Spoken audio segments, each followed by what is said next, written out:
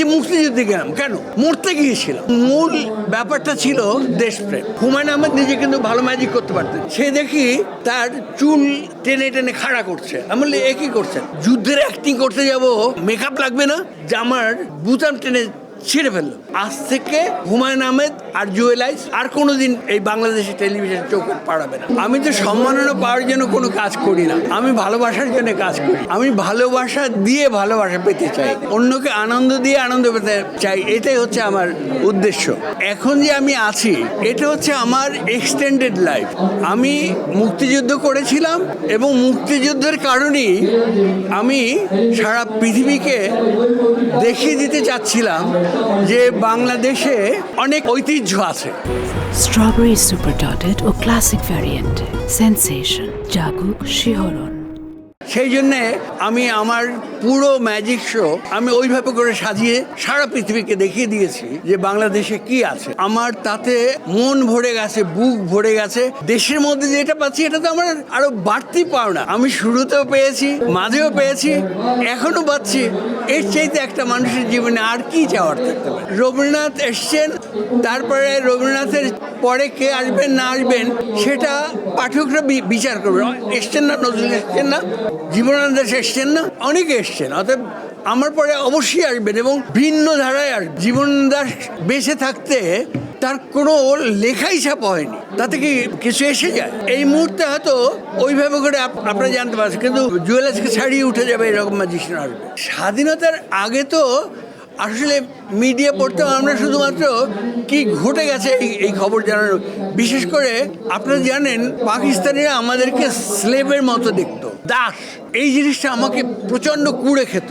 আর আমার শৈশব থেকে প্রচণ্ড নেশা ছিল পড়ার। অতএব আমি প্রতিটি ডিটেল জানতাম পাকিস্তান কিভাবে করে আমাদেরকে একবারে রক্ত শুষে খেত। তো যার ফলে আমি গান করতাম, বাজনা করতাম, আমি লিখতাম গল্প, কবিতা, ছড়া, ছবি সব কিছু করতাম। কিন্তু মূল ব্যাপারটা ছিল দেশপ্রেম। এবং আমি যে ম্যাজিক করেছি সেটাও দেশকে ভালোবেসে। এই যে মুক্তিযুদ্ধে গেলাম কেন?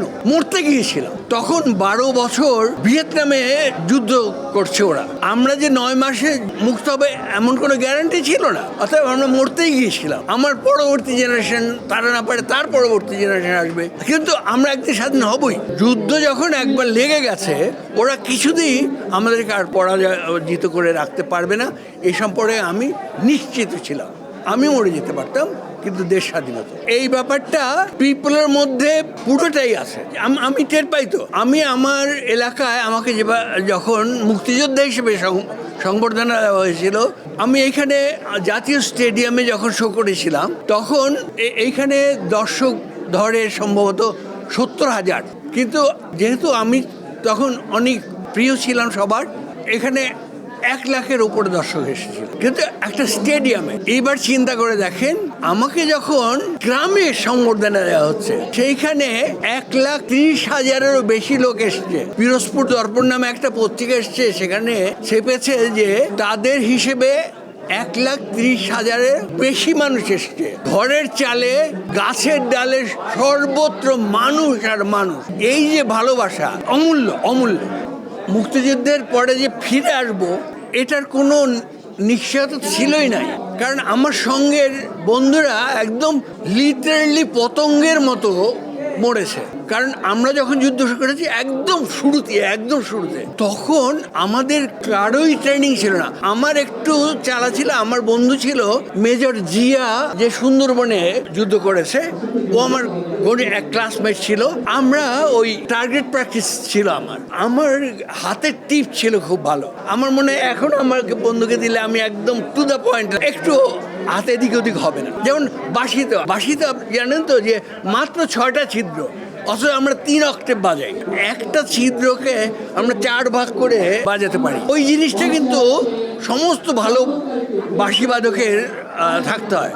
তাহলে 6টা ছিদ্র দিয়ে 3 অক্টেভ, আপনি চিন্তা করতে পারেন। ওই জিনিসটা আমার সেই আগে থেকেই ছিল। আমার টার্গেট ছিল একদম পারফেক্ট। আমার সঙ্গে সহযোদ্ধা যারা ছিল তারা আমার টার্গেট দেখে পাগল হয়ে, সবাই বিশ্বাস করতে পারবে না, ওরা লঞ্চে করে যখন ফেরত যাচ্ছিল মানুষ মেরে, লুটপাট করে আগুন দিয়ে মেয়েদেরকে ধরে নিয়ে চলে যাচ্ছে। আমি এক সপ্তাহ বসে প্ল্যান করে ওদেরকে আমার ধরতে হবে, কারণ আমাদের 52 জন তখন ওদের হাতে মিসিং, ওদের তো উদ্ধার করতে হবে। আমি প্ল্যান করলাম যে ওদের যদি আমরা কয়েকজনকে ধরতে পারি জীবিত, তাহলে আমরা বন্দি বিনিময় করতে পারবো। 2 জনকে জীবিত ধরে ফেলেছি। শান্তি কমিটির চেয়ারম্যানকে পাঠিয়ে দিয়ে আমরা চিঠি দিয়ে পাঠিয়ে যে তোমাদের এই 2 জন আছে আমাদের কাছে, তাদের স্বাক্ষর এবং তাদের নাম, তাদের ওই ব্যাচ নাম্বার দিয়ে পাঠিয়ে দিলাম। আমার বন্ধুদের ফেরত পাঠালে তোমরা তোমাদের আর্মি পাবে। সকালে পাঠিয়েছি, বিকেলবেলা সেই লঞ্চ ফিরে এলো, কান্নাকাটি আশ্রা পাশ্রী অবস্থা, কারণ তারা ওই দিনই মরে যেত, কারণ আমরা মাত্র 28 জনকে ফেরত পেয়েছিলাম 52 জনের মধ্যে। বুঝতে পারেন যে আর যাদের পেয়েছি তাদের কারো চোখ উপড়ে নিয়েছে, আর হাত পা ভেঙে টেঙে, মানে বিভৎস পরিস্থিতি।